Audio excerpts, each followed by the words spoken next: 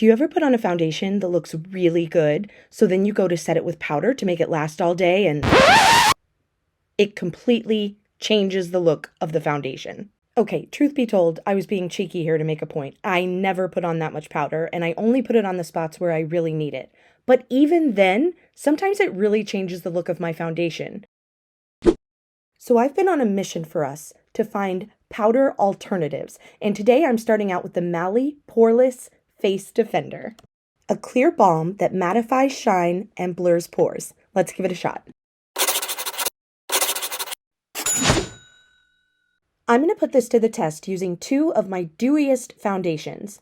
On the left, I'll be using the Estee Lauder Double Wear Sheer, and on the right, the Maybelline Superdrop Tinted Oil, which, as it says in the name, is an oil. So that should really show us if it sets the foundation without making it look textured, like powder can sometimes do.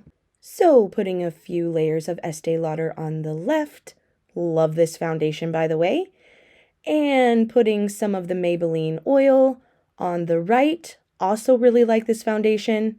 And as you can see here, they are two different shades on my face, but who cares? We're doing a science experiment, not meeting the queen. So here we go with the Mally Poreless Face Defender. So I'm just going to rub that in there. Is it supposed to flake off like that? I don't know. I thought it was supposed to be silky, but let's give it a shot. Now, the one thing I've heard about this is that you have to tap it in. You cannot rub or it will completely mess up your foundation underneath. So as you can see, I'm being very careful to just pat it on lightly, making sure not to smear it.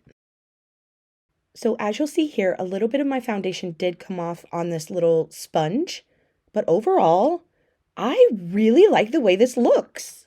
So I'm going to get a little bit more on my sponge. Not really sure if I'm supposed to pat or rub, but I'm just going to get it on there.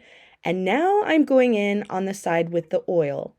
And wow, I have to tell you, friends, if you have oily skin, I think you might really love this because right away it absorbed all of the oil.